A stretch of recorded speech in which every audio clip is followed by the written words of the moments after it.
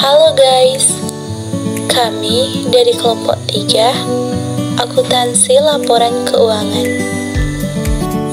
Kami akan mempresentasikan tugas kami. Dan saat ini kami akan mencari teman-teman kami untuk membantu mempresentasikan tugas kami. Nah guys, dan ini kami akan terus mencari teman kami. Jangan lupa ya guys, saksikan terus video kami sampai selesai kami presentasi.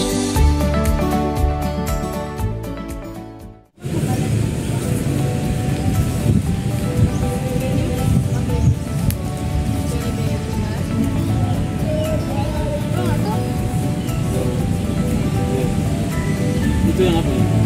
Ini yang pengertian. Iya.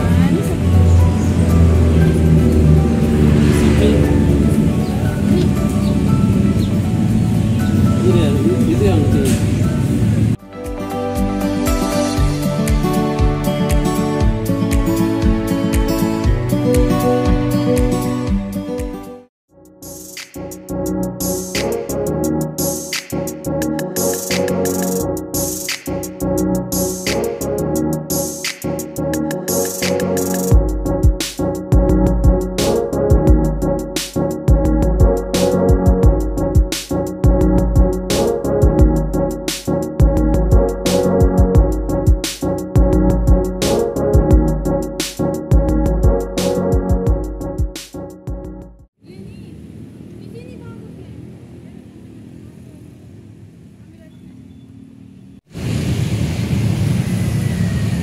Halo teman-teman, saat ini kami dari kelompok 3 akan memaparkan materi tentang analisis laporan keuangan. Tapi sebelum itu, saya akan perkenalkan anggota kelompok saya. Yang pertama, saya Sabrina Mas Keke. Saya Vanessa Martin. Saya Priscilla Manjai. Saya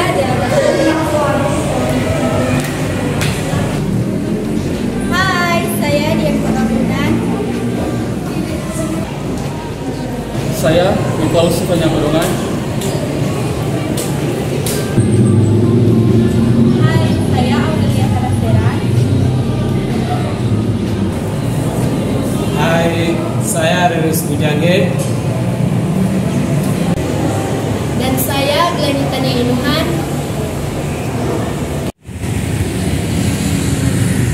Jadi kita masuk pada materi pertama. Materi pertama adalah pengertian analisis laporan keuangan. Tujuan utama analisis laporan keuangan adalah agar dapat mengetahui posisi keuangan perusahaan saat ini. Dengan mengetahui posisi keuangan, setelah dilakukan analisis laporan keuangan secara mendalam, akan terlihat apakah perusahaan dapat mencapai target yang telah direncanakan sebelumnya atau tidak. Hasil analisis laporan keuangan juga akan memberikan informasi tentang kelemahan dan kekuatan yang dimiliki perusahaan, dan dapat memperbaiki atau menutupi kelemahan tersebut.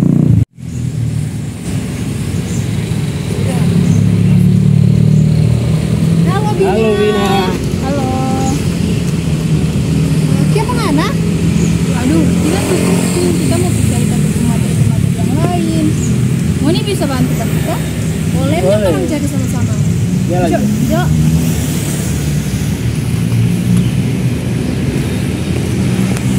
Oke, sekarang materi yang kedua yang mana Kang?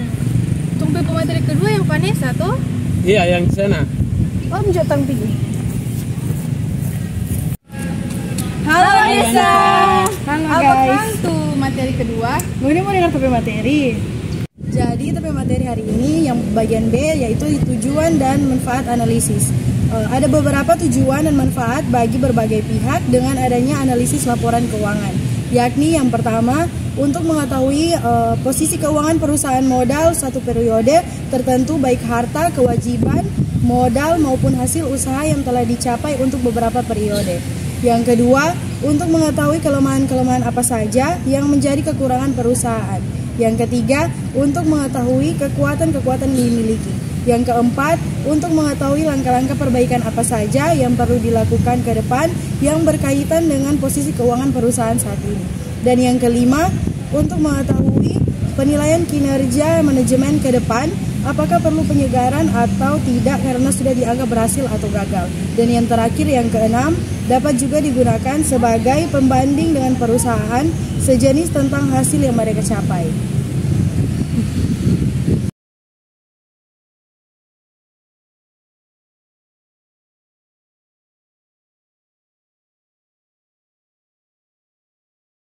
Oke guys, jadi itu penjelasan dari pemateri kedua. Sekarang orang mau lanjut ke pemateri ketiga. Pemateri ketiga yang mana Ketu? Itu yang di sana. Yuk.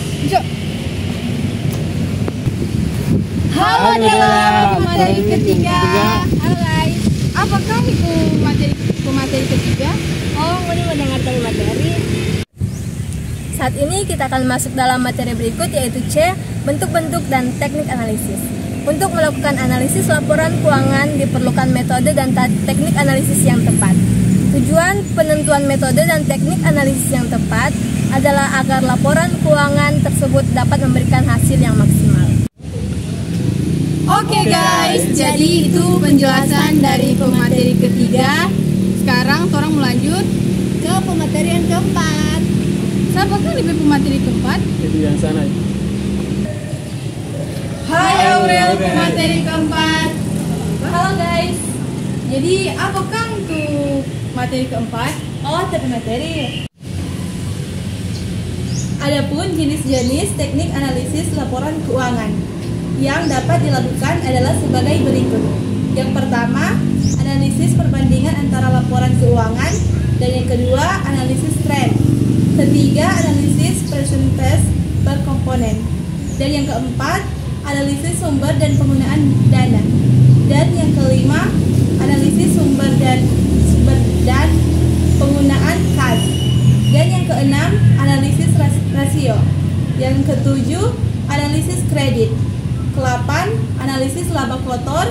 Ke-9, analisis titik pulang pokok atau titik impas atau break even point.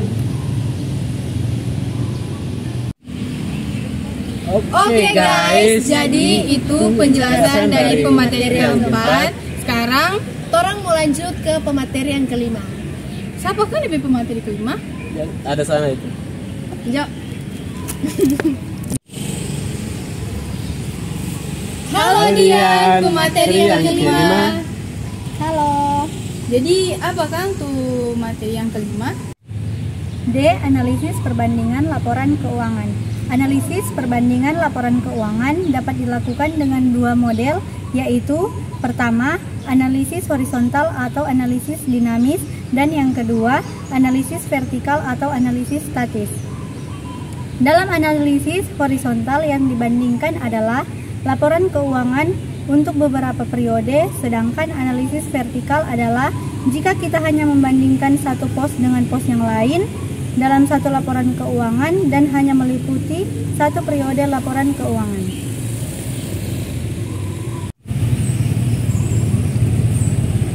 Oke guys, jadi itu penjelasan dari pemateri kelima. Sekarang orang mau lanjut ke materi yang keenam. Siapa kan lebih pemateri keenam? Oh, ada sana itu.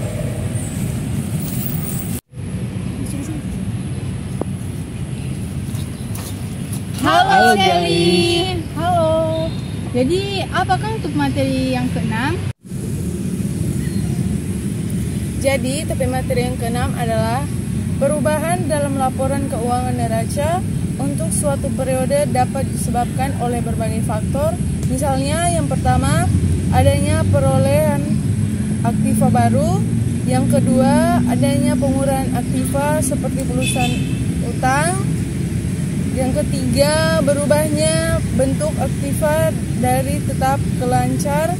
Dan yang keempat, adanya perubahan yang diakibatkan oleh laba rugi perusahaan yang tergambar dari penghasilan yang diperoleh dan biaya-biaya yang dikeluarkan.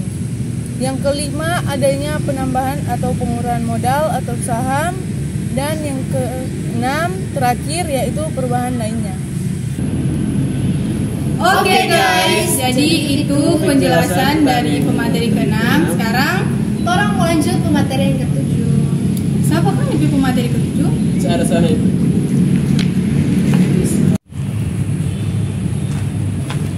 Halo Kang. Halo semuanya.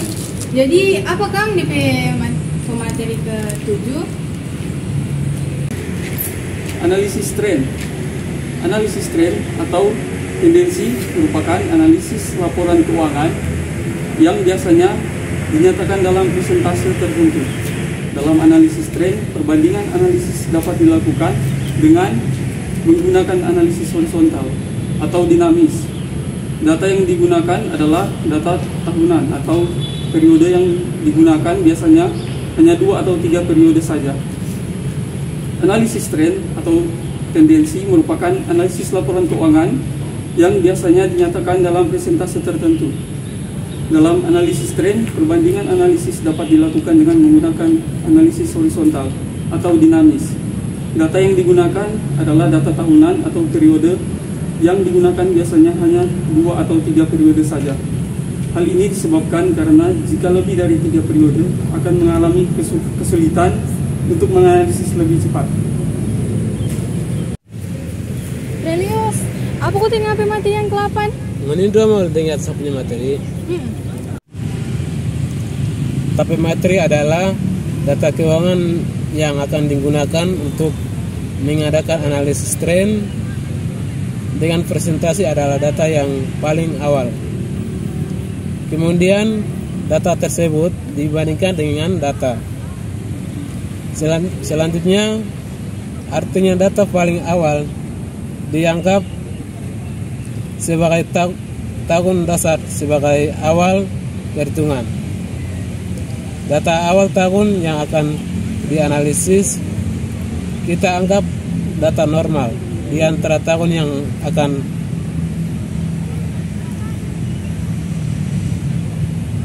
dianalisis. Sebagai contoh, kita memiliki data dari tahun 2000 sampai tahun 2006. Maka tahun dasar analisis yang kita gunakan adalah tahun 2000. Oke, thank you. Halo, gila nih. Hai. Jadi apa Kang untuk materi yang ke-9? Jadi materi yang ke-9 yaitu analisis persentase per kelompok. Nah, analisis persentase per kelompok merupakan teknik analisis laporan keuangan dengan menganalisis komponen-komponen yang ada dalam laporan keuangan, baik yang ada di neraca maupun laporan laba rugi. Sebagai contoh yaitu perbandingan antara aktiva dengan sediaan atau penjualan dengan komposisi biaya. Adapun hasil analisis dibuatkan dalam bentuk persentase, artinya mengubah jumlah rupiah dalam laporan keuangan menjadi persentase. Ada 3 tujuan analisis persentase per kelompok. Yang pertama, persentase investasi terhadap masing-masing aktiva atau pasif. Yang kedua, struktur pemodelan. Yang ketiga, komposisi biaya terhadap penjualan.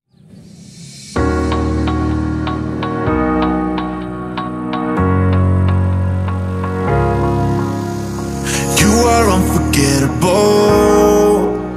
You're perfect in so many ways. I've been waiting for so long. Can't stand it when I'm on my own. I always miss you when you're gone. I miss you when you're gone. I call you on the phone. And I always miss you when you're gone. I miss you when you're gone. When are you coming home?